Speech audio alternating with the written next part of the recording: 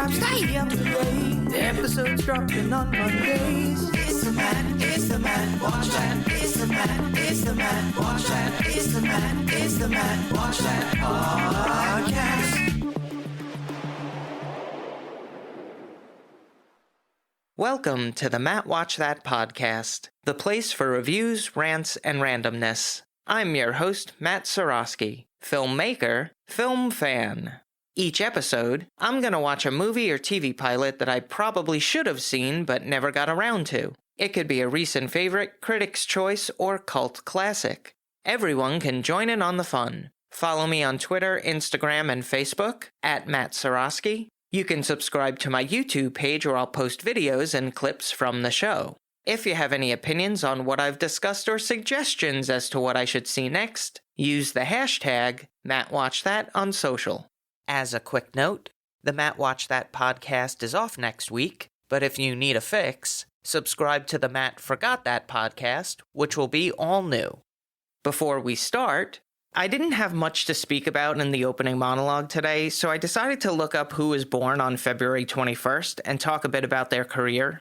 A couple of good candidates, Rue McClanahan, Alan Rickman, Kelsey Grammer, one of my dad's favorites, Mary Chapin Carpenter, but I wanted to talk about a talented actress, Tyne Daly. The beginning of her career consisted of making one-off appearances on popular series at the time, but it wasn't until her breakthrough role on Cagney and Lacey that she found success. She starred as Lacey to Sharon Gless's Cagney. The cast was rounded out by Al Waxman, John Carlin, Sidney Clute, and Martin Kove. The series ran for 7 seasons from 1982 to 1988, at which Tyne won 4 Primetime Emmy Awards for Outstanding Lead Actress in a Drama Series, 3 consecutively from 1983 to 1985. Her streak was broken by co-star Sharon Gless, who would win 2 in a row in the same category. But Tyne would have the last say, winning in 1988. Together, they won 6 straight Primetime Emmy Awards. In 1989, she starred in the Broadway musical Gypsy in the role of Rose and won Best Actress in a Musical at the 1990 Tony Awards. A year later, she appeared in an episode of Wings alongside her brother Tim Daly. In other familial relations, composer Mark Snow, who's most famous for his work on The X-Files, is married to her sister, Mary Glynn Daly. In 1999, she played Maxine Gray on the series Judging Amy, which would run for 6 seasons, 138 episodes, and win her another Primetime Emmy Award for Outstanding Supporting Actress in a Drama Series. In 2010, she would reunite with her Cagney and Lacey co-star, Sharon Gless, on an episode of Burn Notice. For the younger generation, you might have seen her in Spider-Man Homecoming as Marianne Hogg. Now here's a quote from her. "A critic is someone who never actually goes to the battle, who yet afterwards comes out shooting the wounded." So here's a very happy birthday to Tyne Daly. On to the main attraction. Each review will end with a ranking out of 5 stars. 1 star is skip it, 2 stars watch at your own risk, 3 stars standard fare, 4 stars worth checking out, and 5 stars must see. Now, if I give a title 5 stars, it doesn't mean I'm comparing it to Casablanca, Jaws, or Seinfeld. I rank titles based on other movies or series in that genre and at that time period. So let's jump into it. These are my ruminations and observations of the movie North by Northwest from 1959. So how'd I miss it? Well, I always planned to do a Hitchcockathon and screen all the movies in his filmography, but I've just never gotten around to it. And when Turner Classic Movies has a marathon, I always tend to catch the ones I've seen before. Psycho, Vertigo, The Birds, Sabotage. I also wanted to see the series Alfred Hitchcock Presents, but episodes are on late at night on some local stations, and I'll be honest, I'm just too old for that. It was directed by Alfred Hitchcock. The Master of Suspense was nominated for 5 Best Director Academy Awards for Psycho, Rear Window, Spellbound, Lifeboat, and Rebecca. The screenplay was written by Ernest Lehman, who scribed Hello, Dolly, Who's Afraid of Virginia Woolf, West Side Story, and Sabrina. This is something to look out for. Academy Award winner Martin Landau plays the role of Leonard. This would be his second feature movie credit after a small part in Pork Chop Hill. Yes, that's an actual film title. So we meet Roger Thornhill, a smooth, fast-talking advertising executive. He's walking with his secretary Maggie, who's taking dictation. They hop into a cab on the way toward the plaza when he asks her to make a call to his mother to remind her that they've got theater tickets for tonight and dinner reservations for 7 o'clock at 21. Roger Thornhill is portrayed by Cary Grant, who starred in Suspicion, Charade, To Catch a Thief, and was nominated for 2 Best Actor in a Leading Role Academy Awards for None But the Lonely Heart and Penny Serenade. He meets up with associates at the Oak Bar for a liquid lunch when he remembers that his mother isn't at home and won't receive the message from his secretary. She's out playing bridge with her friends. He decides to send a wire instead. As the waiter is paging George Kaplan, Roger Thornhill raises his hand, summoning him. 2 onlookers believe they've identified him as Kaplan, a man they're searching for. The waiter points to where Roger can send the wire, and he excuses himself from the table. As he walks to the front desk, the 2 onlookers intercept him. They warn him that they've got concealed weapons and abduct him into a car outside. They travel to the Townsend estate at Glen Cove, Long Island, where we meet an unidentified man, assumed to be Mr. Townsend. He's performed by James Mason of The Verdict, Geordie Girl, and A Star is Born fame, the 1954 version. He was nominated for a Best Actor in a Supporting Role Oscar for all 3 films. Now, when the unidentified man addresses him as George Kaplan, Roger tells him his birth name and says his associates picked up the wrong package. Naturally, the man doesn't believe him and asks how much Roger knows of the arrangement and how he's come by this information. Otherwise, he might not survive the evening. Well, Roger doesn't take too kindly to being threatened and attempts to leave but is stopped by the associates. When they realize he's not going to cooperate, they get him drunk and attempt to drive him off a cliff. But Roger has enough bearings to recognize what's happening. He ends up escaping from the associates, but not from the long arm of the law, and he's arrested for drunk driving. The next morning, Roger explains to the court what occurred, and the judge believes it deserves further investigating. When the police arrive at the Townsend estate, there is no evidence of the events which Roger claims happened. When they ask Mrs. Townsend where her husband is, she says he's addressing the assembly at the United Nations. Well, that took a turn. Roger researches who George Kaplan is, based on the information revealed by the unidentified man. He sneaks into his hotel room and comes across a picture of said unidentified man, and puts it in his pocket. Roger decides to take a trip to the United Nations and pages Mr. Townsend. He expects to see the unidentified man, but instead, the real Mr. Townsend appears. He mentions he's been staying at an apartment in Manhattan, and his estate in Glen Cove was uninhabited. Before Roger shows him the picture and gets to questioning him about the unidentified man, Mr. Townsend is assassinated, but it appears as if he's been stabbed by Roger. Oh boy.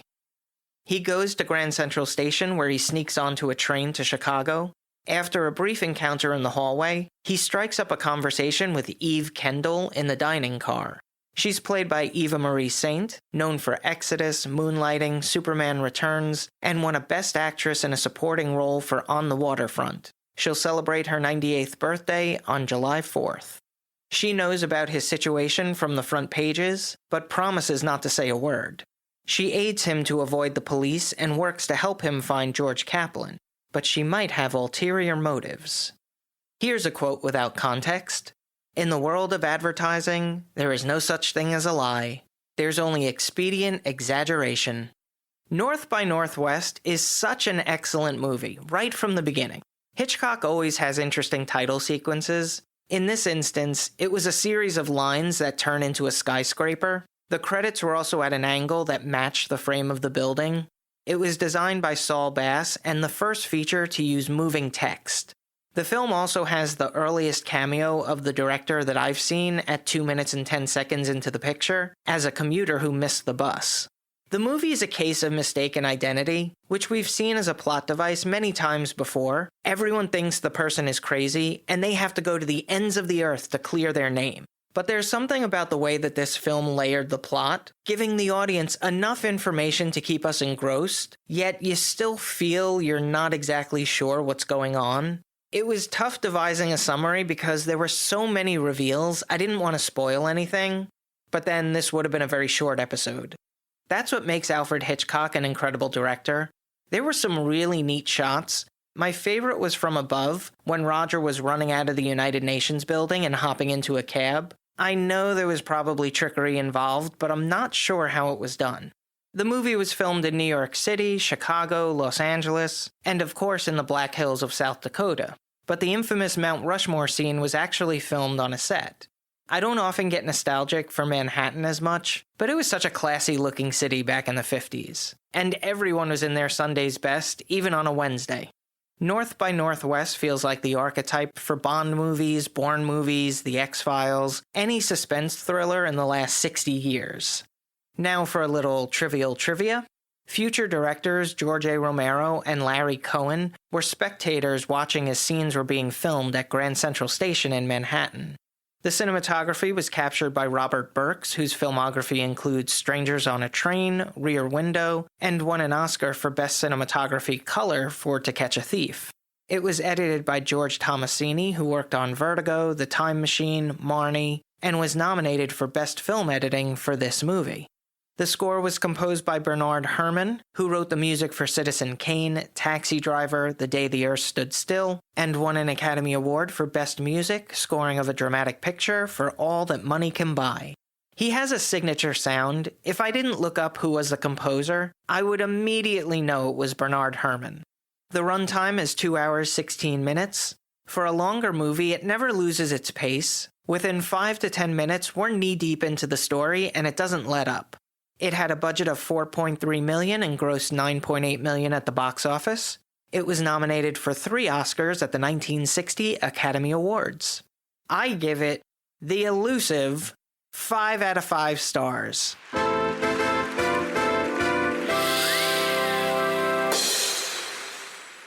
If you've seen North by Northwest and have opinions on the movie, let me know what you think using the hashtag MattWatchThat. Moving right along. Each episode, I'm going to post clips that I think people should watch. It could be movie trailers, music videos, interviews, or something completely random. Search for my YouTube page and there will be a playlist called Matt Watch That Playback. We tend to devalue older people in the United States. We put them in homes. Instead of learning from their experiences, we dismiss them with, "Okay, boomer." I remember hearing a story from Billy Joel when he visited his father in Austria. They were walking around and he sees this old woman sweeping the street, and he asked his dad, "Why is this nice old lady sweeping the street?" And his father responded, "She's got a job, she feels useful, she's happy, she's making the street clean, she's not put out to pasture." And that inspired Billy to write the song Vienna, saying you don't have to fear getting old, because Vienna waits for you. I think Americans prefer to avoid old people because they don't want to be reminded of their own mortality, and as we all know, if it's not seen, it won't happen. Whereas in other cultures, the elderly are respected and embraced, cared for. It's not a hindrance, so you don't have to fear getting old. There's value in age, like wine. So when I come across videos of older people doing something extraordinary, I like to share it. Talent doesn't stop at a certain age. Now, arthritis or sciatica might slow it down a bit, but they still have passion. I'm going to post a couple of videos of grandmas playing drums. They're available in the Matt Watch That Playback playlist on YouTube. Check it out.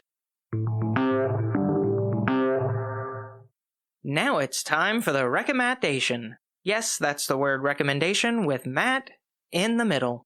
I'm going to end each podcast with my own recommendation of a movie or TV series. Today I'm talking about You. No, not you, as in you personally. I mean the television show, You. No, not you. You get it.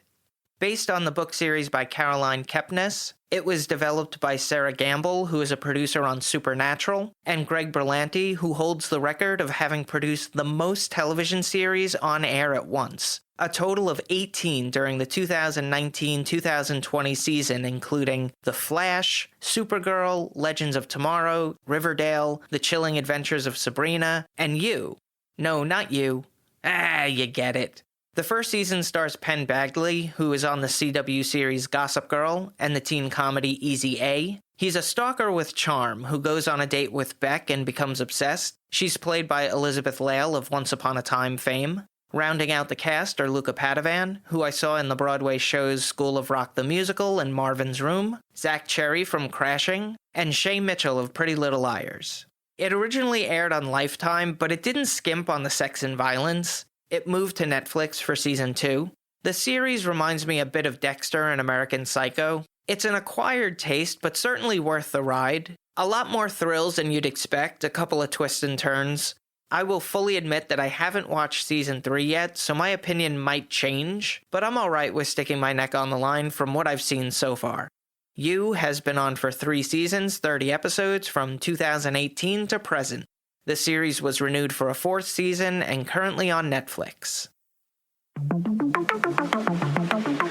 That's all for this edition of Matt Watch That. Thanks for listening to me babble.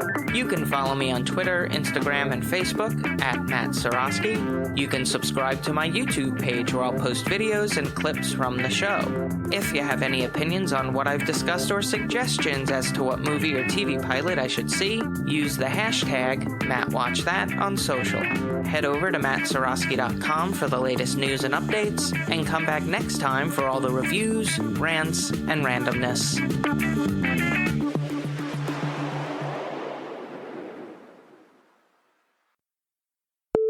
There's only expedient.